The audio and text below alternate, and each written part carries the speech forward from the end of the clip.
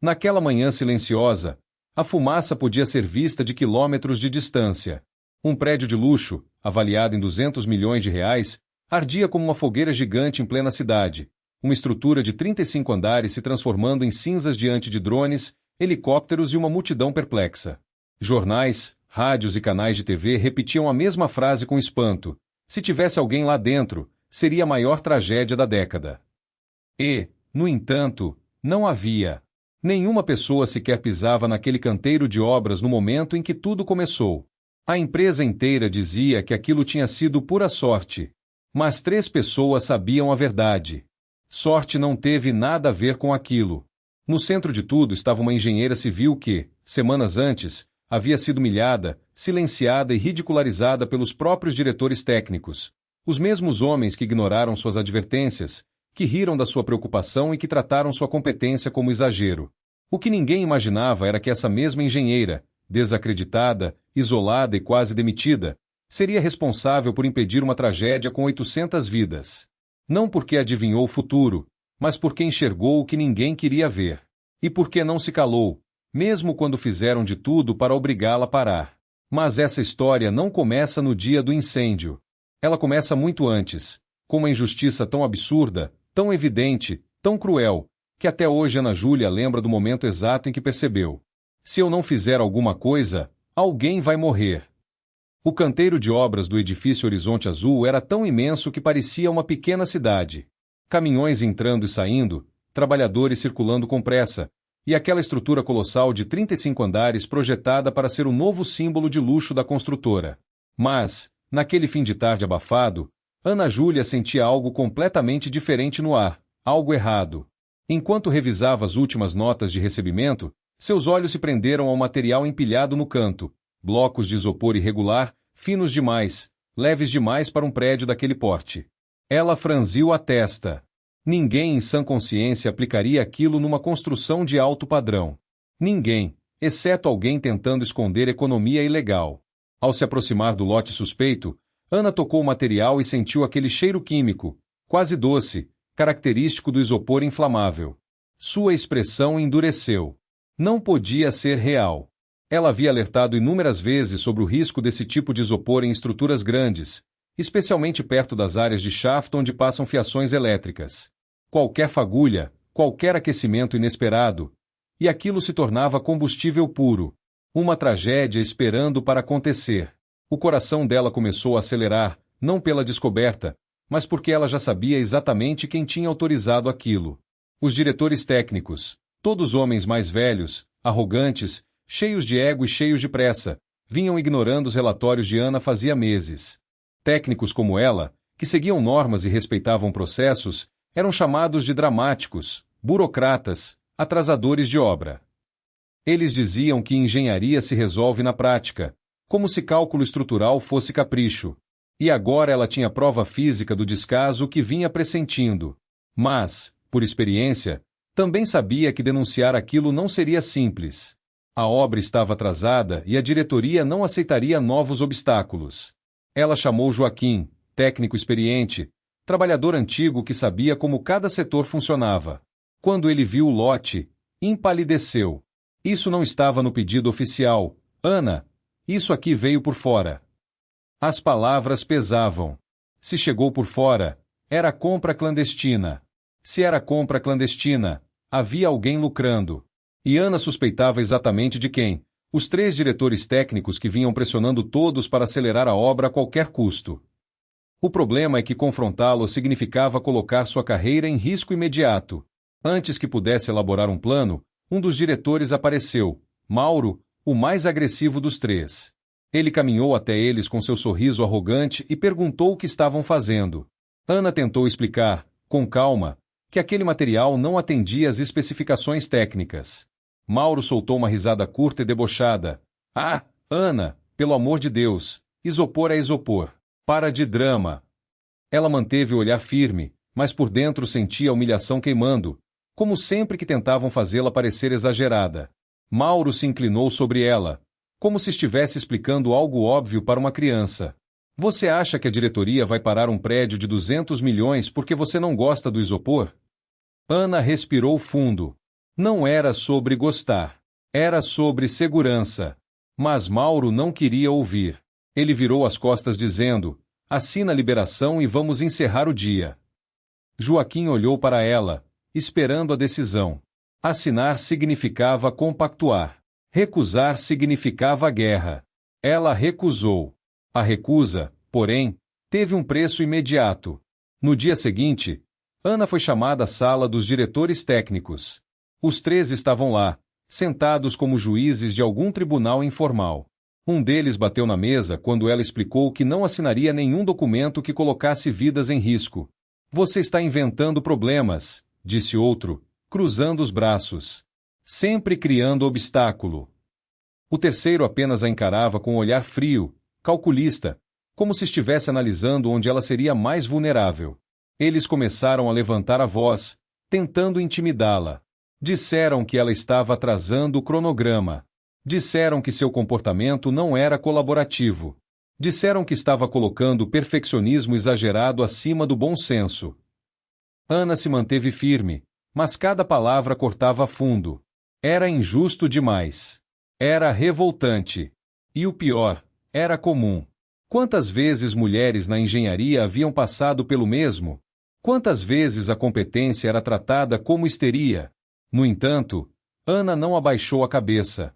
Ao sair da sala, ela encontrou Pedro, funcionário antigo, que já presenciou de tudo naquela empresa. Ele viu a expressão dela e perguntou baixinho: eles te apertaram? Ana só conseguiu responder com um aceno. Pedro suspirou fundo. Ana, tem coisa muito errada acontecendo com essa obra. E não é só o isopor.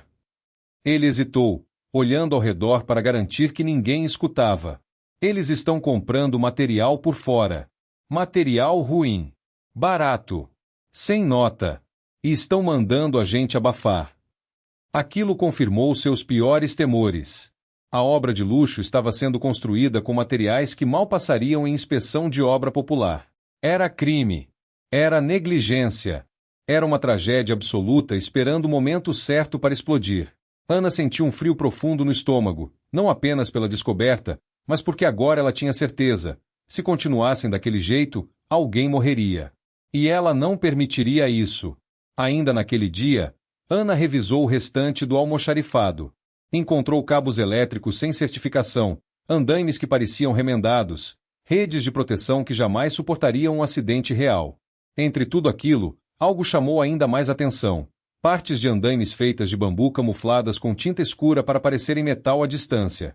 Era tão absurdo, tão criminoso, que Ana precisou sentar por um momento. O prédio tinha 35 andares. Centenas de trabalhadores subiam ali todos os dias. E a diretoria sabia. Logo depois, Chico, especialista brilhante, mas frequentemente ignorado, apareceu com uma expressão preocupada. Ele segurava relatórios que havia tentado entregar aos diretores, mas que foram recusados. Eles não querem ouvir, Ana, disse, passando a mão no cabelo. Eles querem terminar rápido para a inauguração do fundo de investimentos. Se alguém reclamar, eles demitem. Chico já tinha sido ameaçado antes, e isso deixava Ana ainda mais alarmada.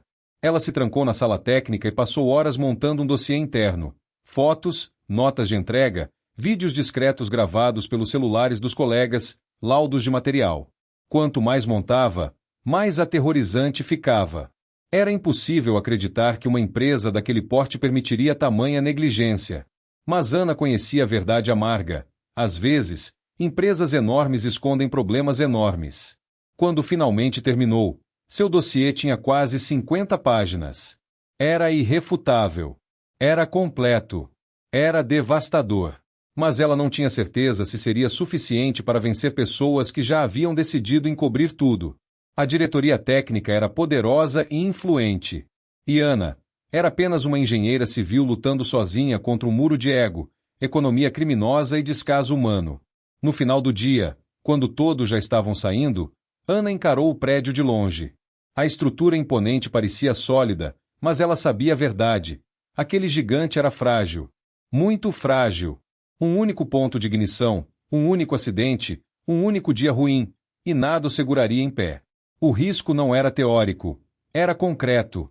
E a cada passo que ela dava, sentia o peso de 800 vidas nas costas. Quando chegou em casa naquela noite, exausta e ansiosa, recebeu um e-mail inesperado: reunião extraordinária. Amanhã, sala da diretoria técnica. Sem explicações. Sem contexto. Ana sabia o que significava. Alguém havia descoberto que ela estava criando o dossiê. Ou, pior ainda, alguém a havia denunciado. Ela passou a noite acordada, reorganizando mentalmente cada argumento, cada prova, cada detalhe que precisava apresentar. Não era apenas seu emprego em jogo, era sua responsabilidade profissional, sua consciência, sua ética. Ela não podia falhar. Não agora. Quando chegou à obra no dia seguinte, percebeu olhares estranhos. Comentários sussurrados. Alguns encaravam com preocupação, outros, com desprezo. A engenharia inteira parecia pulsar à espera do confronto. E então, a porta da sala dos diretores se abriu. Eles estavam esperando por ela. E, pela expressão nos rostos deles, Ana já sabia. Aquilo não seria apenas uma bronca. Seria uma guerra.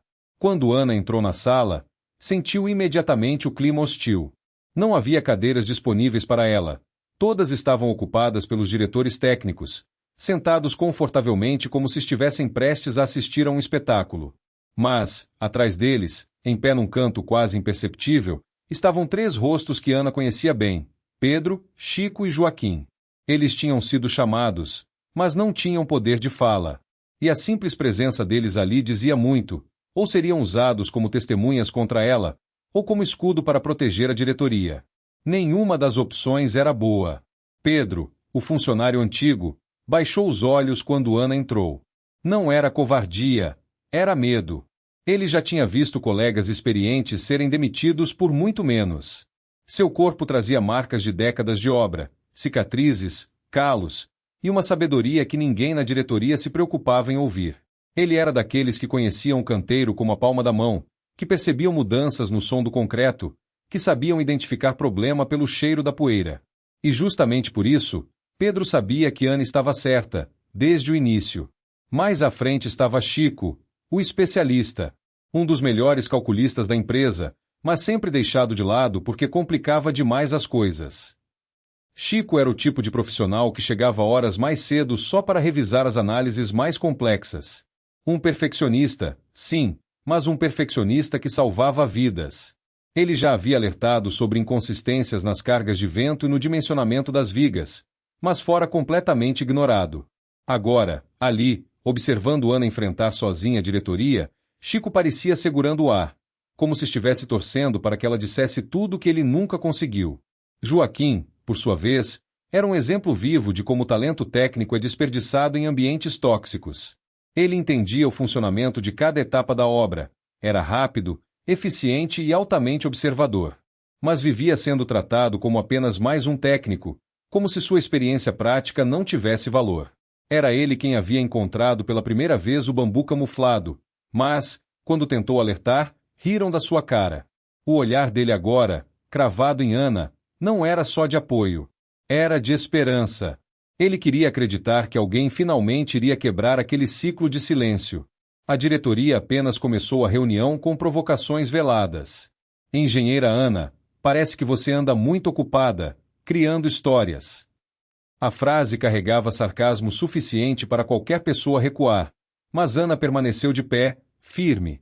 Antes que fosse interrompida, Pedro pigarreou bem baixinho, como um incentivo silencioso. Esse pequeno gesto, quase imperceptível, fortaleceu Ana. Ela sabia que não estava completamente sozinha. Quando a diretoria ordenou que ela apresentasse suas preocupações, Ana respirou fundo e abriu o dossiê.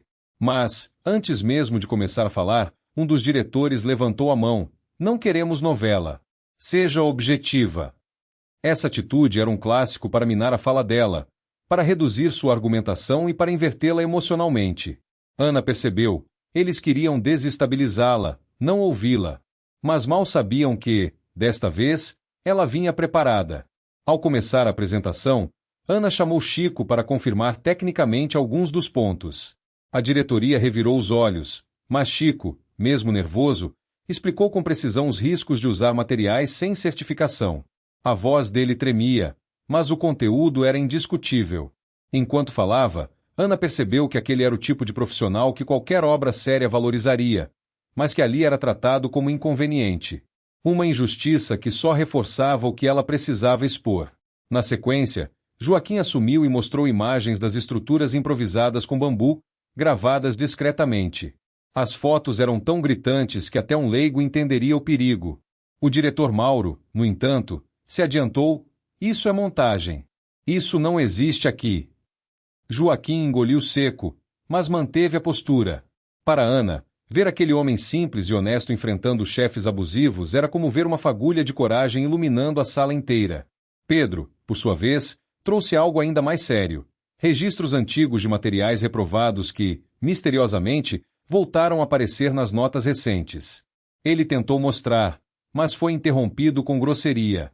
Isso não é assunto para técnico de campo, disse um dos diretores, num tom irritante de superioridade.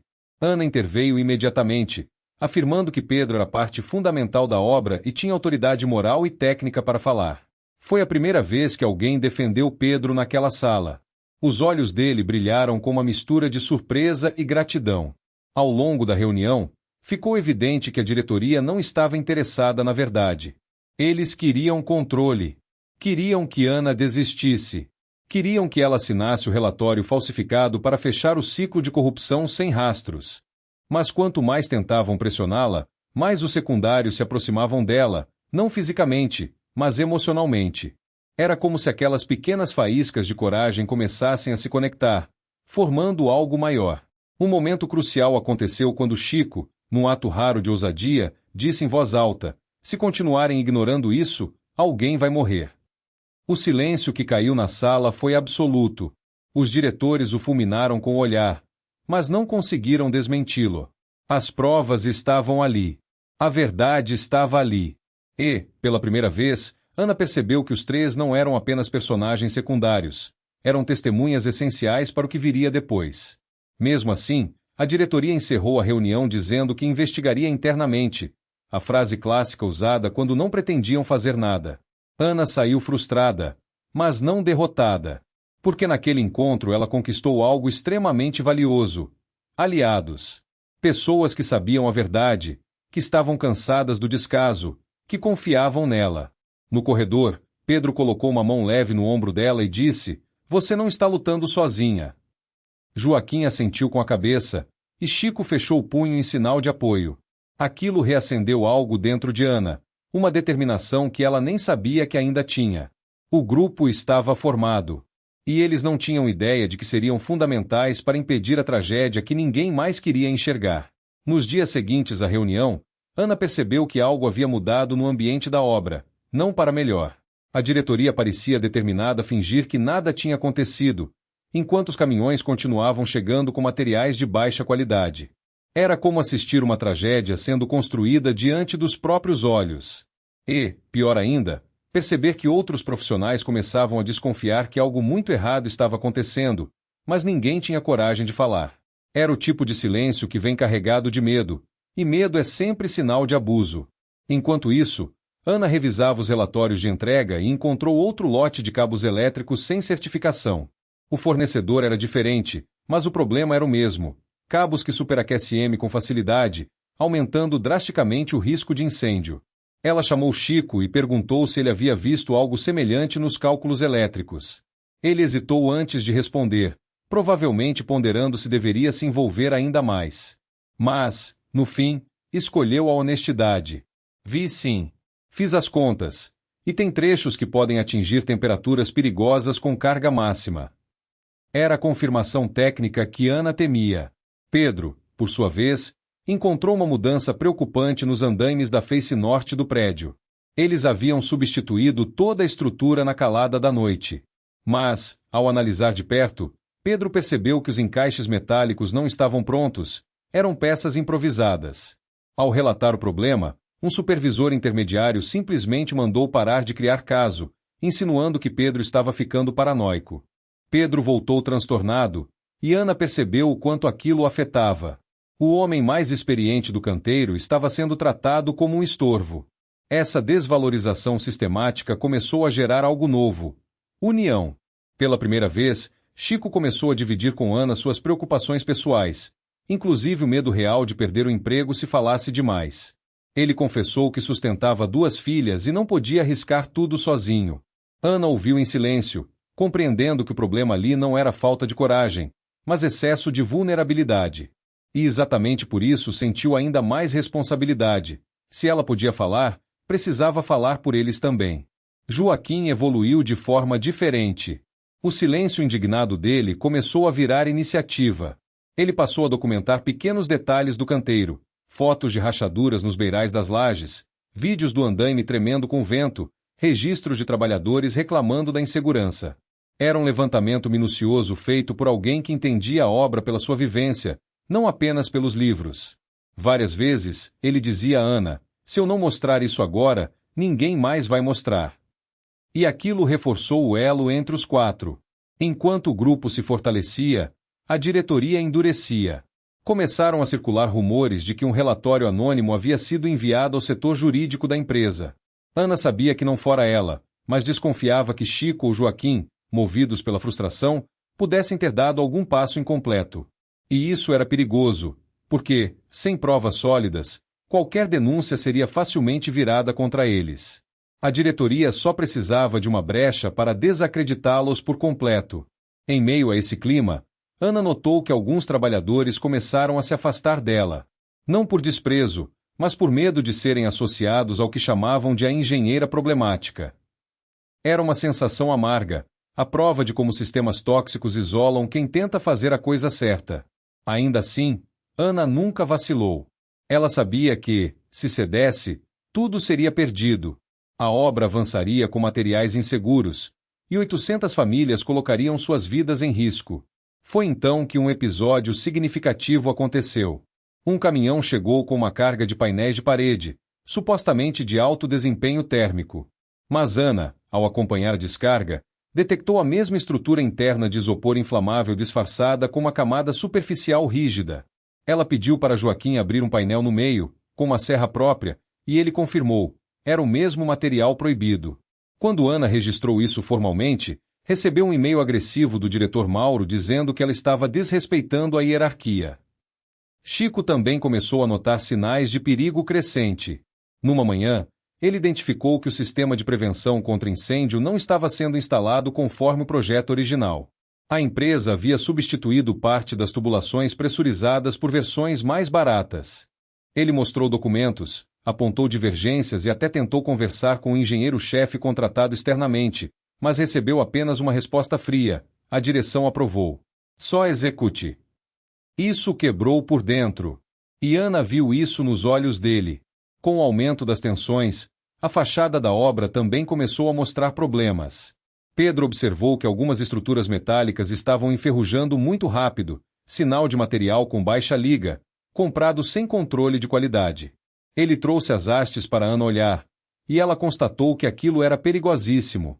Se essas peças já estavam assim antes da entrega final, imagine depois de alguns meses de uso real por centenas de moradores. Era inadmissível.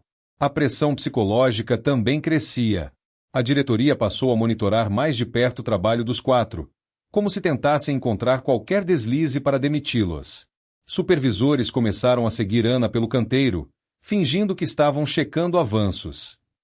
Ela sentia os olhares atravessados, os cochichos maldosos. Era como caminhar por um campo minado onde qualquer passo em falso poderia custar seu emprego e sua reputação. Mas, ao mesmo tempo, o time de Ana se fortalecia emocionalmente. Eles começaram a se reunir após o expediente, conversando sobre como denunciar corretamente. Pedro trouxe histórias antigas que, até então, tinha medo de contar. Coisas que revelavam que aquela corrupção não era recente, era um sistema que crescia silenciosamente há anos. O que Ana enfrentava não era apenas negligência, era uma cultura inteira podre, normalizada ao longo do tempo. A evolução mais forte, porém, foi interna. Ana começou a perceber que seu papel naquela situação não era mais apenas técnico. Era moral. Era humano. Se ela desistisse, ninguém mais teria coragem de continuar. Era exatamente isso que a diretoria queria, que ela baixasse a cabeça, aceitasse, desistisse. E isso só reforçava sua determinação. Chico, num gesto marcante, entregou a Ana um pendrive com documentos que vinha guardando há meses, com medo de represália. Laudos omitidos, cálculos alterados, autorizações assinadas digitalmente pelos diretores. Era a peça faltante do quebra-cabeça. Ana segurou o pendrive com cuidado, como se fosse explosivo, porque, de certa forma, era. Joaquim acrescentou outra camada, relatórios internos mostrando que a empresa pagou preços de material premium, mas recebia versões baratas e inseguras. Isso não era apenas negligência. Era fraude. Fraude direta. E isso despertou uma nova questão. Quantas pessoas acima da diretoria sabiam disso? Ou estavam sendo enganadas também? Pedro trouxe algo ainda mais assustador. Mensagens internas mostrando que a rede de proteção havia sido trocada por uma versão não certificada, tão frágil que, num incêndio real, atuaria como acelerante em vez de retardante. Era a confirmação de que o prédio estava sendo construído para falhar. Ana sentiu um nó no estômago. Ela sabia que o risco era real. Mas agora estava claro que a obra inteira era um barril de pólvora esperando uma faísca. Essa série crescente de descobertas transformou o dilema deles em urgência absoluta. E, para piorar, o clima seco daquele mês deixava tudo ainda mais suscetível a incêndios. O concreto quente, as madeiras expostas, o isopor ilegal. Qualquer faísca poderia iniciar uma catástrofe monumental. Uma obra daquele tamanho queimaria rápido, e as rotas de evacuação nem estavam totalmente prontas. Num encontro tenso numa sala vazia do canteiro, Ana colocou tudo sobre a mesa, literal e metaforicamente. Relatórios, fotos, vídeos, documentos internos, cálculos, peças físicas. A mesa parecia o inventário de um crime. Ela respirou fundo e disse: se não denunciarmos agora, não teremos outra chance. Pedro concordou. Joaquim também. Chico, embora tremesse de medo, afirmou: é agora ou nunca. Naquela noite, sentados em silêncio na copa improvisada, os quatro conversaram sobre o impacto da decisão. Sabiam que estavam prestes a declarar guerra contra toda a diretoria técnica. Sabiam que suas carreiras correriam risco. Sabiam que poderiam ser demitidos, processados, perseguidos. Mas também sabiam que 800 pessoas poderiam morrer se nada fosse feito. E foi nesse momento, precisamente nesse momento, que algo dentro de Ana mudou. Ela deixou de ser apenas a engenheira desacreditada e se tornou a líder da única resistência capaz de impedir o desastre que os diretores tentavam esconder a qualquer custo. O relatório final preparado por Ana, Pedro, Chico e Joaquim estava pronto. Era completo, sólido, impossível de ignorar. Mas entregá-lo exigia estratégia. Eles sabiam que, se enviassem diretamente à diretoria técnica, seriam calados imediatamente. O plano era encaminhar o documento para o setor de compliance da empresa, que ficava em outra cidade, e protocolar oficialmente. Só que, antes que pudessem dar esse passo, a diretoria descobriu o movimento. Alguém, em algum nível intermediário, vazou que Ana estava preparando um dossiê. E foi aí que o jogo mudou. Na manhã seguinte, assim que Ana chegou ao canteiro, recebeu uma intimação interna para comparecer ao RH. O documento era vago: possível insubordinação e quebra de conduta. Era a primeira tentativa de derrubá-la oficialmente. Um truque clássico: iniciar um processo disciplinar para descredibilizar quem denuncia. Quando Ana leu isso, sentiu seu estômago revirar. Era injusto e também previsível. Ela olhou para os colegas e viu o medo estampado nos rostos deles. Miguel e os outros diretores estavam dispostos a destruí-la profissionalmente. No RH, Ana encontrou um gerente administrativo despreparado, nervoso, claramente pressionado pela diretoria. Ele lia as acusações em voz baixa, como se soubesse que tudo aquilo era absurdo. Você está interferindo no cronograma, criando animosidade, questionando decisões superiores. Era um texto mal escrito, cheio de frases vagas. Quando Ana pediu provas, o gerente gaguejou, incapaz de apresentar qualquer justificativa sólida. Isso deixou claro que aquilo não era um processo, era uma armadilha.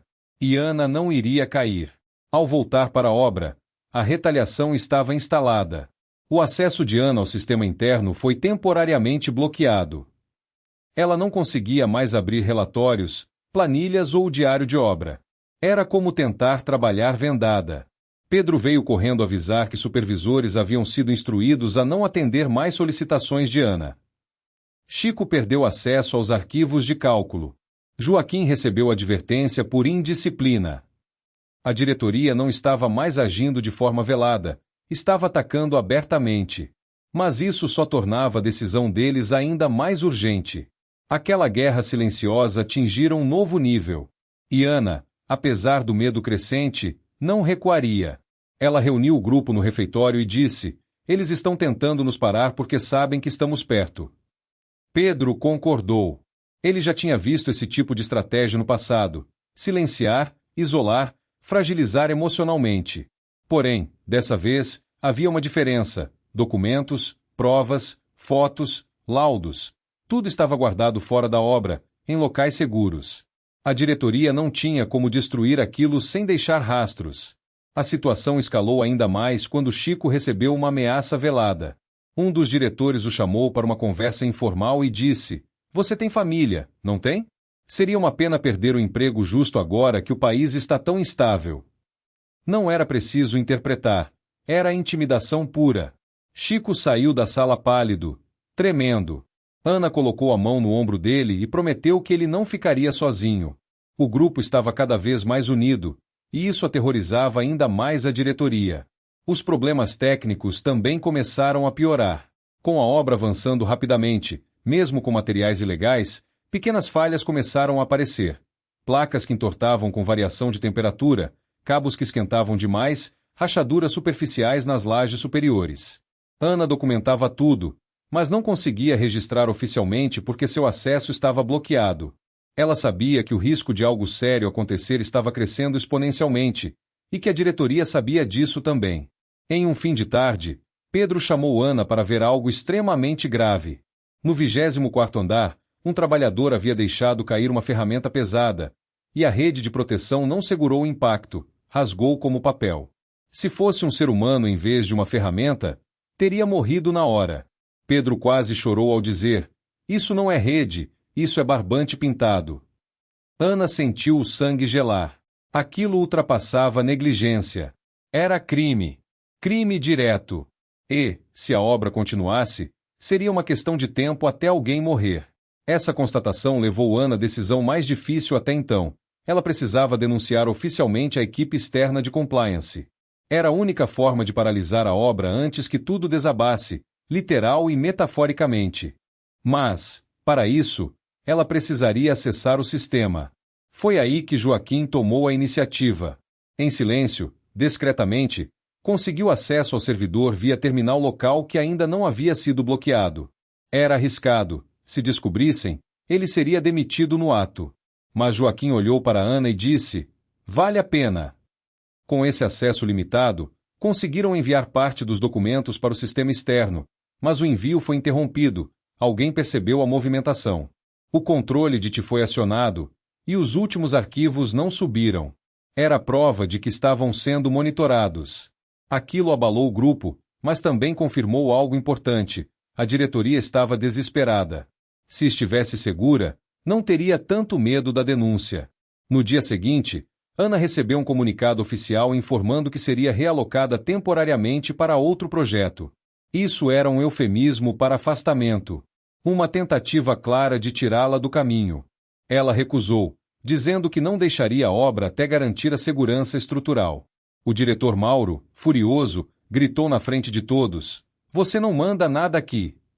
Foi uma cena humilhante, mas também um divisor de águas. Trabalhadores começaram a olhar para Ana com mais respeito do que para a própria diretoria. Com a pressão aumentando, Ana e os colegas decidiram que precisavam de uma denúncia formal externa, não apenas interna. Era arriscado, podia custar o emprego deles, mas salvaria vidas.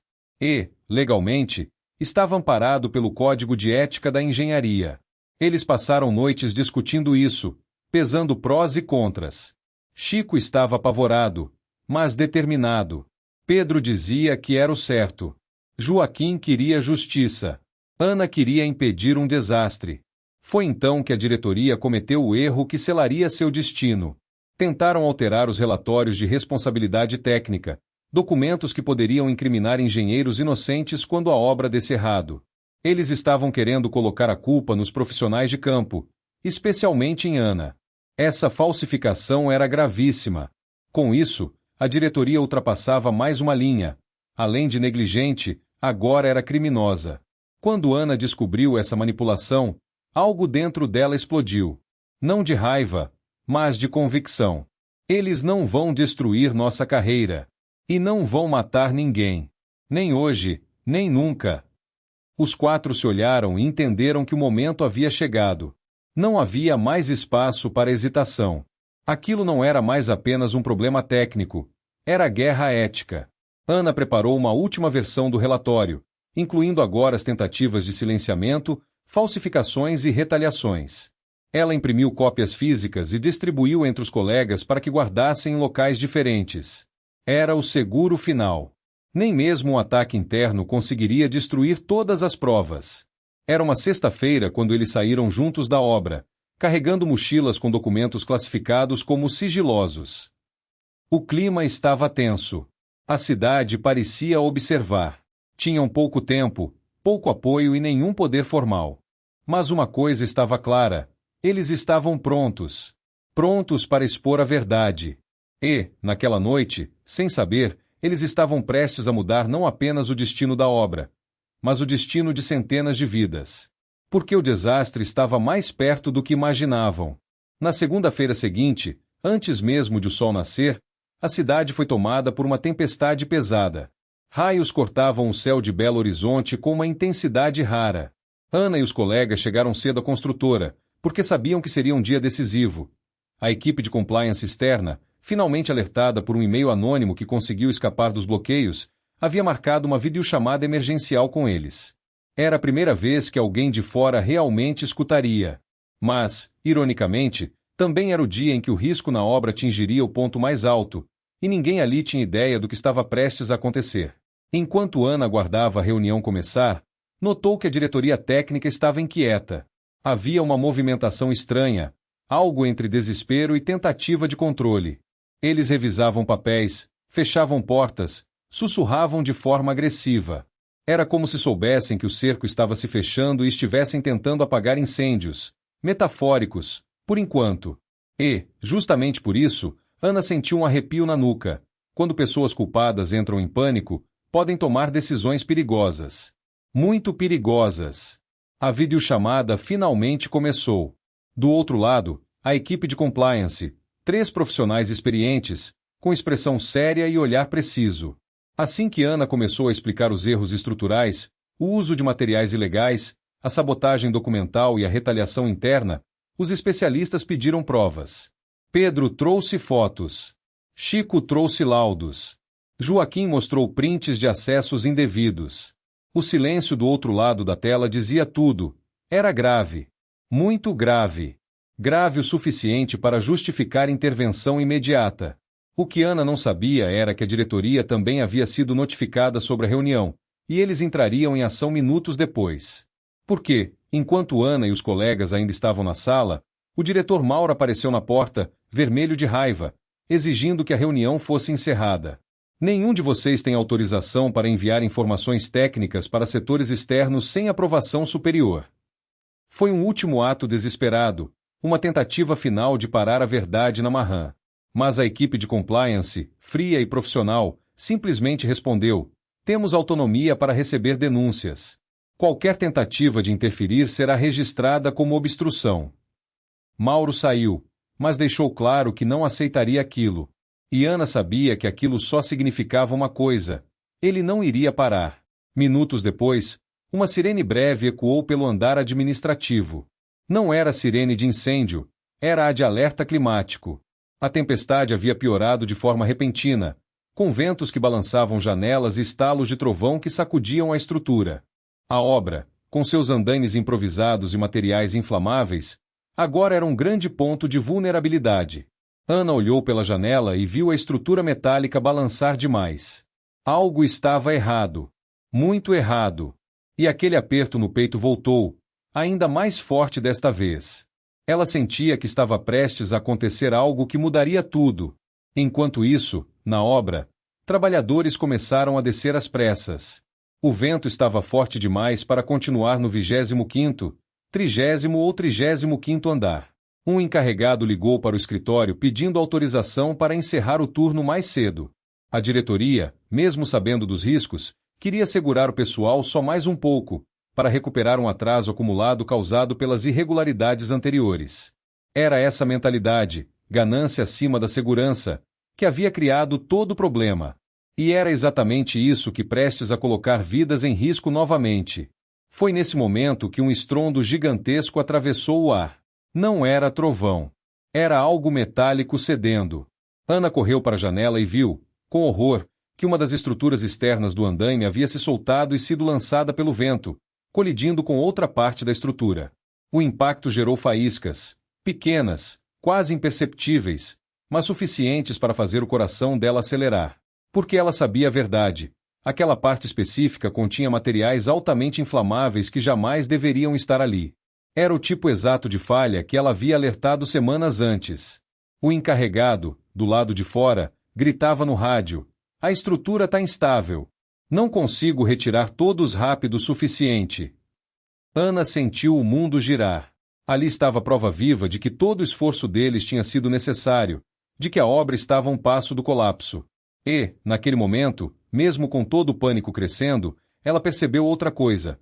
Só estavam vivos porque, graças às denúncias, a obra já operava com pessoal reduzido. Se estivesse cheia, como a diretoria queria, o risco seria triplicado. Enquanto a equipe evacuava, um raio enorme atingiu a região. O clarão iluminou o prédio inteiro por um segundo. Um segundo longo o suficiente para Ana ver algo que gelou seu sangue.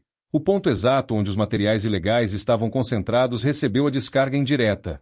A estrutura tremeu, e pequenas fagulhas correram pela superfície dos painéis de isolamento. Ana prendeu a respiração. Era como assistir um fósforo se aproximando de gasolina. Tudo ficou em silêncio por um instante, um silêncio que gritava perigo. Então, no andar 22, um pequeno foco de fumaça começou a subir. Lento, discreto, quase tímido, mas imensamente perigoso. Ana levou a mão à boca. Chico derrubou a caneta. Joaquim recuou 2 passos. Pedro murmurou: "Meu Deus, começou." A diretoria, ao perceber, tentou fingir que estava sob controle. "É só um curto", disseram, empurrando os encarregados para longe da sala. Mas Ana sabia, não era um curto. Era o início. O início de algo que poderia ter se tornado a maior tragédia da história da empresa. E, naquele momento, ainda dentro da sala, Ana percebeu que não havia mais volta. O que estava começando ali não poderia ser interrompido, apenas controlado. E a responsabilidade de salvar tudo, novamente, cairia sobre ela. A fumaça começou pequena, quase tímida, mas se espalhou com uma velocidade que nenhum dos diretores poderia mais ignorar. Do andar 22, um rastro escuro subia lentamente até ganhar corpo. Ana sentiu o coração acelerar, porque conhecia os materiais usados ali. Sabia que eram inflamáveis demais para qualquer curto ser tratado como algo normal. Antes mesmo que pudessem acionar os bombeiros, o foco de fumaça virou uma labareda inicial, e a câmera externa de monitoramento captou o clarão. O alarme interno disparou segundos depois, ecoando por toda a sala. Os diretores tentaram agir como se nada estivesse acontecendo, mas a equipe já não acreditava mais neles. Um dos encarregados apareceu no corredor, trêmulo, dizendo que a estrutura lateral estava cedendo e que o fogo começava a subir por áreas onde isolamento térmico, que, na verdade, era isopor inflamável, havia sido aplicado sem critério. Ana percebeu, naquele instante, que toda a cadeia de mentiras estava prestes a ruir ao mesmo tempo. A obra inteira se transformava em uma prova viva das irregularidades denunciadas.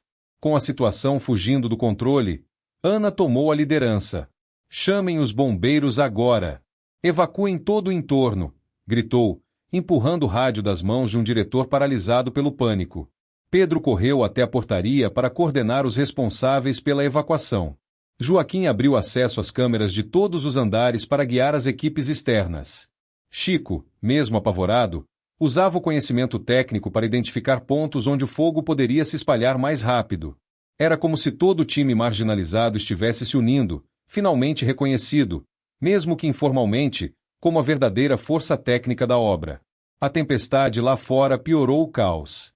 O vento alimentava chamas, e o bambu improvisado no andaime queimava como se tivesse sido mergulhado em combustível. O fogo subia em degraus, consumindo as falhas estruturais deixadas pelos diretores. Ana sentiu um nó na garganta quando percebeu que, se a obra não tivesse sido paralisada devido às denúncias, dezenas de trabalhadores estariam ali dentro naquele exato instante. Era uma sensação de alívio misturada com horror, porque ela salvou vidas, mas estava testemunhando a confirmação de tudo que havia alertado. Enquanto os bombeiros chegavam, os diretores tentavam fugir da responsabilidade. Mauro e Sérgio tentaram bloquear as gravações do circuito interno, mas Joaquim já havia feito cópias automáticas para nuvens externas. Quando perceberam que as imagens estavam sendo exportadas, os dois partiram para o desespero. Tentaram ordenar que Ana apagasse tudo, dizendo que a empresa não poderia lidar com um escândalo público. Ela ergueu o queixo, firme. Vocês colocaram centenas de vidas em risco. Vocês sabiam. E agora acabou. Os bombeiros subiram com mangueiras, drones térmicos e equipamentos especiais, mas a velocidade com que o fogo se expandia era assustadora.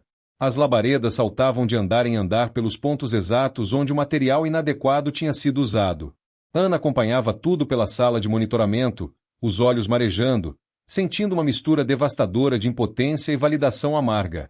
Cada chama que avançava era prova viva do que ela havia tentado impedir, e ver aquilo doía mais do que ela imaginava. O comandante do Corpo de Bombeiros pediu para falar com o responsável técnico. Os diretores, tremendo, não conseguiram responder. Então Ana deu um passo à frente, assumindo a posição que sempre foi dela por mérito e não por cargo. Informou sobre as composições químicas, explicou onde estavam os maiores riscos, apontou inconsistências estruturais e indicou rotas de contenção. O comandante olhou para ela com respeito imediato. Você salvou vidas hoje. Mas ainda não acabamos. Era a primeira vez naquela obra em que alguém em posição de autoridade reconhecia seu valor abertamente. À medida que o trabalho de contenção avançava, um estrondo gigantesco ecoou do andar 28. Uma explosão menor, causada pela combinação do material inadequado e do superaquecimento, fez parte do revestimento externo desabar, caindo como uma cascata de fogo até o térreo. O choque fez Ana cambalear para trás. Se aquilo acontecesse 2 horas mais cedo, dezenas de trabalhadores estariam na área. A garganta dela fechou. Pedro colocou a mão no ombro dela. Você evitou uma tragédia, Ana. Isso tudo só está vazio porque você não desistiu. Mas o ponto mais crítico ainda estava por vir.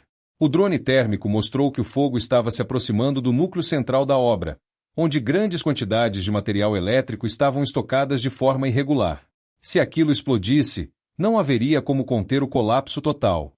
Ana, com a respiração acelerada, avisou o comandante. Ele ordenou a evacuação completa do entorno, ampliando o perímetro de segurança. Sirenes ecoaram. Moradores próximos foram orientados a deixar suas casas temporariamente. A obra inteira virou um cenário de filme, só que dolorosamente real. Os diretores, já sem máscaras para manter, começaram a entrar em desespero. Mauro tentava culpar trabalhadores, dizendo que alguém poderia ter acendido algo sem querer. Sérgio gritava que a tempestade não era responsabilidade deles. Ana finalmente explodiu. Vocês esconderam irregularidades. Vocês compraram material ilegal. Vocês ignoraram riscos. Vocês causaram isso. O silêncio que tomou conta da sala foi imediato, o tipo de silêncio que antecede quedas definitivas. O comandante voltou para a sala e disse: precisamos de alguém que conheça a estrutura para entrar com a equipe e identificar o ponto crítico. Mauro deu um passo atrás. Sérgio evitou contato visual. Mas Ana, mesmo tremendo por dentro, deu um passo à frente. Eu vou. Pedro tentou segurá-la. Ana, é perigoso demais. Ela respondeu com a voz firme: eu trouxe esse relatório desde o começo. Eu sei onde está o problema. E se eu puder impedir que isso piore, eu vou entrar. Os bombeiros a equiparam rapidamente, e Ana entrou com a equipe pela lateral segura da obra. O calor era absurdo, mesmo distante das chamas. O prédio parecia render, como se estivesse sofrendo. O vento soprava brasas soltas, e cada passo precisava ser calculado. Quando chegaram ao ponto crítico, Ana mostrou as passagens ocultas onde o material elétrico havia sido armazenado irregularmente. Os bombeiros reforçaram a direção dos jatos de água e espuma, trabalhando de forma coordenada e precisa. Era uma batalha contra o tempo, e contra anos de corrupção comprimida naquela estrutura. Uma nova rajada de vento fez as chamas avançarem rapidamente, e um dos bombeiros escorregou.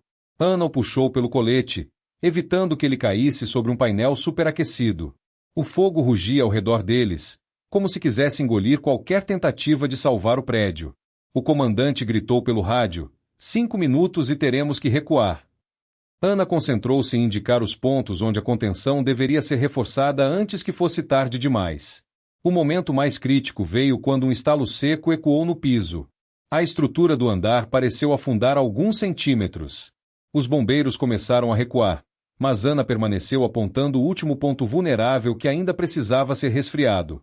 O comandante, percebendo a urgência, correu até ela e juntos direcionaram o jato final. O vapor subiu em uma nuvem branca gigantesca, abafando parte das chamas que ameaçavam explodir o local. Com esse resfriamento decisivo, o risco de explosão começou a diminuir. Os drones mostraram que a temperatura interna caía lentamente e as chamas começavam a perder força. Ainda era um incêndio monstruoso, mas a catástrofe absoluta, aquela que poderia destruir quarteirões, ferir centenas e matar dezenas, havia sido evitada. Tudo por causa da informação técnica correta transmitida na hora certa. E da coragem de Ana de entrar onde ninguém mais ousava. Quando finalmente saíram da obra, cobertos de fuligem, suados e exaustos, os bombeiros aplaudiram Ana. Não como heroína de uma história fictícia, mas como alguém que realmente salvou vidas e patrimônio. Pedro correu até ela, abraçando-a com força. Chico chorava, emocionado. Joaquim mal conseguia falar. Pela primeira vez, todos ali estavam juntos, não como vítimas da diretoria, mas como equipe. Uma equipe que havia lutado pela verdade e vencido. A diretoria, agora completamente exposta, foi chamada para depor imediatamente pelos auditores. As imagens, documentos e gravações fornecidos por Ana e pelos colegas deixavam claro: a negligência não foi acidente, foi escolha. Uma escolha criminosa. Os diretores não tinham mais controle sobre nada. Nem sobre a narrativa, nem sobre o prédio, nem sobre o próprio destino.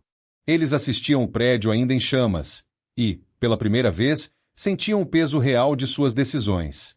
Ao amanhecer, com a tempestade cessando e as últimas chamas sendo controladas, Ana olhou para a obra parcialmente destruída. Era doloroso ver anos de trabalho queimando.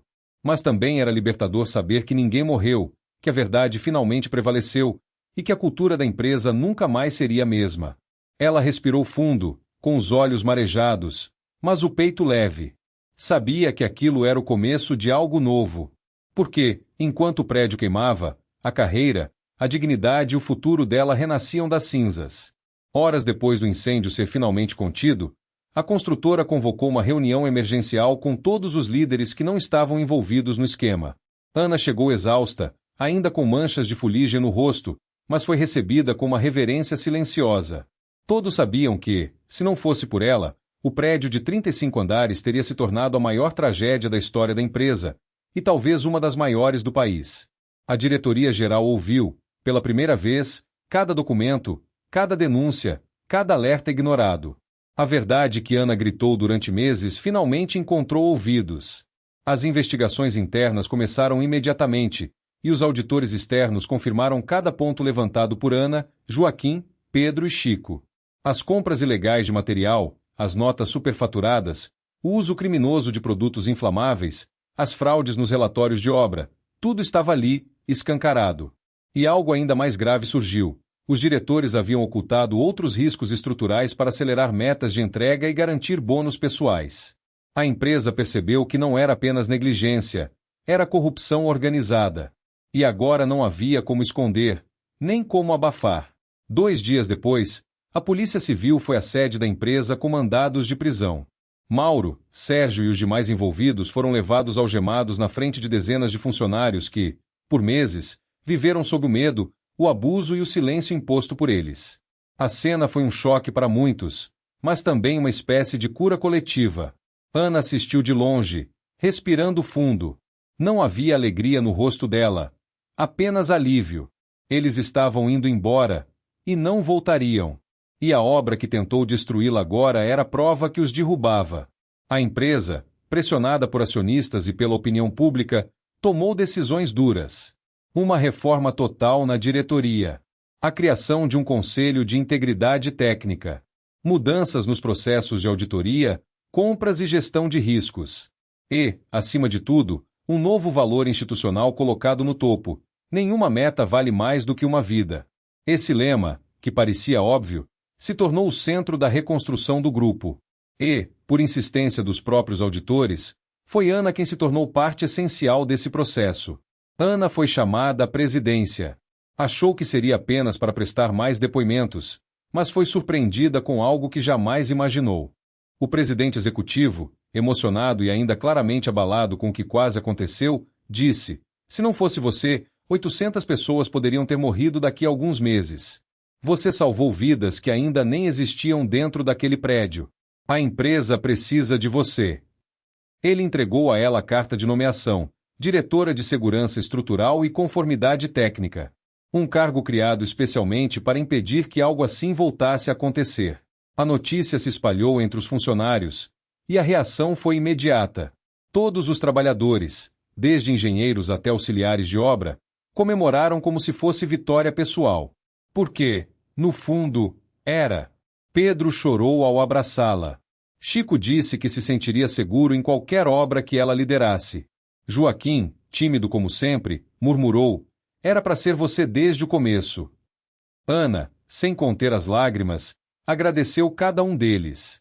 Porque sabia que nada daquilo teria sido possível sozinha. Ao retornar ao canteiro de obras alguns dias depois, já seguro e isolado, Ana observou o prédio queimado. Uma estrutura gigante marcada por chamas, erros, decisões criminosas e, paradoxalmente, coragem. Não era uma ruína para ser esquecida, era um lembrete poderoso do que acontece quando vidas são tratadas como números. Ela caminhou pelo perímetro, tocou o concreto escurecido e fez uma promessa silenciosa. Nunca permitiria que alguém fosse silenciado de novo dentro daquela empresa. O legado dela não era apenas sua promoção, nem a queda dos diretores corruptos. Era a mudança cultural que começou a surgir. Trabalhadores começaram a denunciar irregularidades sem medo. Engenheiros pediam revisão técnica voluntária. A segurança virou prioridade real, não só discurso. E, por toda a empresa, um sentimento novo ganhou espaço: respeito. Ana não apenas evitou uma tragédia. Ela salvou um futuro inteiro e reconstruiu a dignidade de todos que foram ignorados por tanto tempo. Quando o prédio parcialmente destruído finalmente parou de soltar fumaça, os noticiários começaram a cobrir o caso com intensidade. Helicópteros mostravam o esqueleto chamuscado da obra, enquanto especialistas explicavam como pequenas decisões criminosas poderiam ter custado centenas de vidas. No centro de tudo, estava a figura de Ana Júlia, não como protagonista de um escândalo, mas como a engenheira que evitou uma das maiores tragédias urbanas de Belo Horizonte. Seu nome virou sinônimo de coragem silenciosa. Mas, para ela, tudo ainda era muito recente, muito doloroso para celebrar. Nos dias seguintes, Ana passou a ser convidada para reuniões que antes eram exclusivas da alta diretoria. Não porque buscava poder, mas porque agora era impossível ignorar sua experiência. Ela estava lá para reconstruir processos, para revisar normas internas e para resgatar algo ainda mais profundo: a confiança dos trabalhadores. A cada conversa, ela lembrava da arrogância dos diretores que a silenciaram. Lembrava das risadas, das dúvidas plantadas, da forma como diminuíam sua competência. E ainda assim, seguia. Porque vencer não era derrubar alguém, era consertar o que eles destruíram. Pedro começou a ser ouvido como nunca antes. Sua memória técnica, antes tratada como mania de funcionário antigo, virou fonte valiosa de consulta. Joaquim recebeu estabilidade e reconhecimento por seu comprometimento e pelo papel essencial nas denúncias. Chico, que quase perdeu o emprego por ser um especialista inconveniente, foi promovido a coordenador de segurança de andaimes. A mudança era coletiva, não individual. E Ana sabia que isso era tão importante quanto ver os corruptos responderem pelos crimes, trazer luz a quem sempre trabalhou na sombra. Apesar disso, nem tudo era vitória imediata. A empresa ainda enfrentava prejuízos, auditorias pesadas, multas e desgaste público. A obra precisaria ser parcialmente demolida e refeita dentro dos padrões corretos, desta vez, sob supervisão rígida. Ana acompanhava cada etapa, anotando detalhes, redefinindo protocolos, revisando fornecedores. Em alguns dias, o peso era enorme. Mas, quando desanimava, lembrava que o prédio vazio era prova de algo essencial. Ninguém morreu porque ela não desistiu. A nova diretoria, agora comprometida com transparência, pediu a Ana que participasse da apresentação oficial aos investidores. Ela não queria holofotes, mas aceitou porque sabia que representava todos os funcionários que nunca tiveram voz. No dia da apresentação, ela subiu ao palco e mostrou documentos, análises, explicações técnicas e projeções reais. Não dourou nada. Não mentiu. Falou com firmeza e serenidade. E, para surpresa dela, recebeu uma salva de palmas sincera, não por dramatização, mas por respeito. Após a apresentação, uma diretora recém-chegada se aproximou e disse: "Você mudou o destino dessa empresa. E fez isso mesmo quando ninguém acreditava em você." Ana sorriu de canto, um sorriso cansado, mas verdadeiro. Porque essa era parte da história que poucos sabiam. Mais difícil do que enfrentar o incêndio foi enfrentar a descrença diária, a sabotagem institucionalizada, a arrogância travestida de liderança. Mas ela atravessou tudo isso com ética. E ética, ao contrário do prédio, não queima. Quando o prédio começou a ser reconstruído, Ana foi convidada a colocar a primeira placa de identificação da nova etapa. Era simbólico. Onde antes havia negligência, agora haveria integridade. Onde antes havia abuso, agora haveria respeito técnico. Ela ficou parada por um instante, olhando os trabalhadores se preparando para reerguer aquela estrutura. Percebeu que a obra não era só tijolo, ferro e vidro. Era, de certa forma, um monumento vivo às escolhas que fazemos e ao preço das escolhas erradas. Alguns meses depois, quando tudo parecia finalmente se acalmar, Ana recebeu uma carta. Não de algum órgão público, nem de um investidor.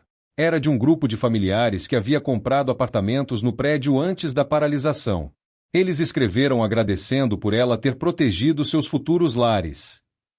Diziam que não tinham como retribuir o que ela fez, porque não se mede o valor de uma vida salva. Ana chorou, segurando o papel com as mãos trêmulas.